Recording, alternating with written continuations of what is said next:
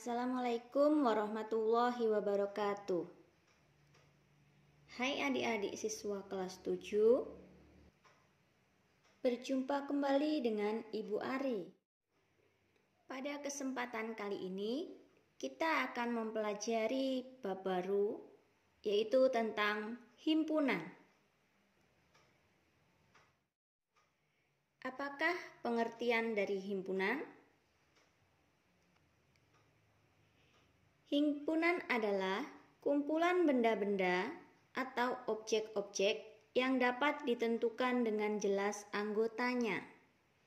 Jadi, yang perlu digarisbawahi pada pengertian himpunan adalah dapat ditentukan dengan jelas anggotanya.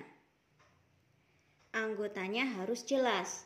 Jika tidak jelas, maka berarti dia bukan termasuk himpunan. Agar lebih jelas, mari simak beberapa contoh yang akan saya berikan berikut. Contoh yang pertama, kumpulan binatang berkaki 4. Kenapa kumpulan binatang berkaki 4 termasuk golongan dari himpunan? Karena binatang berkaki 4 itu dapat kita cari contohnya jelas sekali. Jelas anggotanya, yaitu misalnya kambing, sapi, kerbau, kuda, dan lain sebagainya. Jadi jelas karena kita dapat menghitung kaki dari suatu binatang.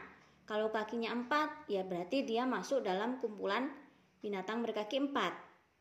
Kalau tidak 4, ya berarti bukan termasuk kumpulan binatang berkaki 4.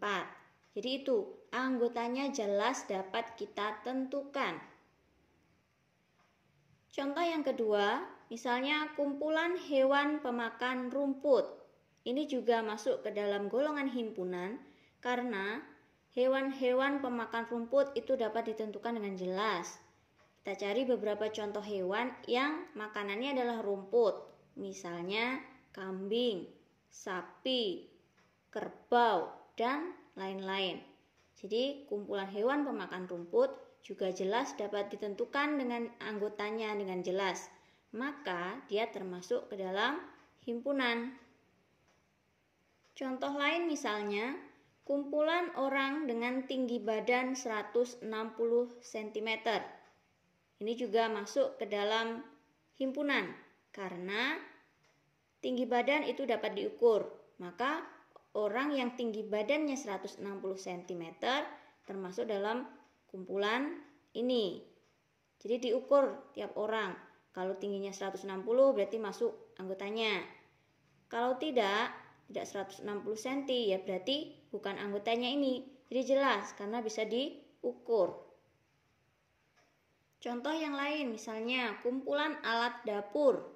Nah, jadi alat-alat dapur itu apa saja? Tentu secara umum dapat kita tentukan dengan jelas ya. Seperti ada penggorengan, ada wajan, ada panci, ada kompor. Itu semua termasuk dalam alat-alat dapur. Kalau kita menyebutkan buku, maka secara umum orang dapat tahu buku itu bukan termasuk alat dapur. Jadi bisa membedakan anggota mana yang bukan. Jadi itulah beberapa contoh dari himpunan. Sekarang coba bandingkan dengan contoh yang ada di bawah. Yang pertama ada kumpulan hewan jinak.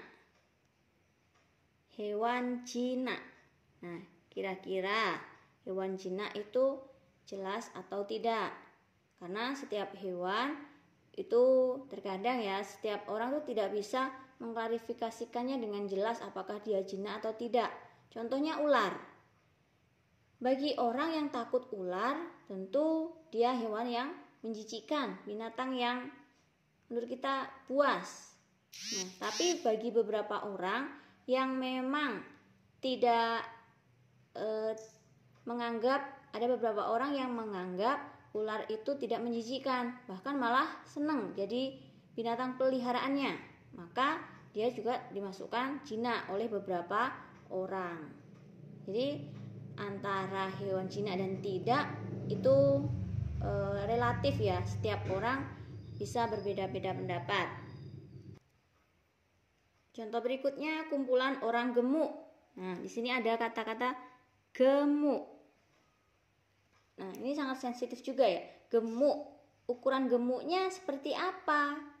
Mungkin bagi orang yang berat badannya di bawah 50, mungkin karena sangat sulit untuk meningkatkan berat badannya, maka kalau ada orang yang beratnya 150 itu sudah termasuk ke dalam gemuk. Tapi bagi orang yang mungkin tinggi badannya tinggi 150 itu bisa dianggap dia masih kurus. Jadi kata gemuk itu mengandung kata sifat. Jadi di sini tidak jelas mana klasifikasinya yang termasuk ke dalamnya atau kan yang bukan. Jadi setiap orang juga akan menafsirkan berbeda-beda istilah gemuk ini. Contoh yang berikutnya adalah kumpulan guru galak. Nah, ini biasanya siswa-siswa. Ada beberapa guru yang dianggap itu galak, tapi bagi siswa yang lain yang suka dengan si guru tersebut atau mungkin suka pelajarannya, maka si guru yang tergolong galak oleh siswa satunya bisa dianggap tidak galak oleh siswa yang lain dan seterusnya. Jadi kata galak itu relatif. Atau contoh yang berikutnya adalah kumpulan lukisan indah. Lukisan indah ini juga tentu relatif. Bagi setiap orang mengidentifikasi indah itu bermacam-macam. Ada yang memang suatu lukisan dianggap indah oleh seseorang, namun bagi orang lain belum tentu dia dikategorikan indah. Jadi kata-kata jinak, gemuk, galak, indah mengandung kata-kata sifat yang menimbulkan penafsiran yang berbeda-beda pada setiap orang. Jadi tidak secara umum dapat ditentukan dengan pasti keanggotaannya. Maka contoh yang seperti inilah ini tidak masuk ke dalam pengertian dari himpunan. Maka contoh-contoh ini bisa dikatakan dia adalah bukan himpunan. Jadi dia adalah bukan himpunan. Kenapa? Karena tidak dapat ditentukan dengan jelas keanggotaannya. Sedangkan kalau contoh yang di atas tadi, ini keanggotaannya secara umum oleh orang sedunia sudah pasti anggota-anggotanya itu dapat ditentukan dengan jelas. Maka untuk yang atas contoh dari himpunan bisa dipahami ya, perbedaan antara himpunan dengan bukan himpunan.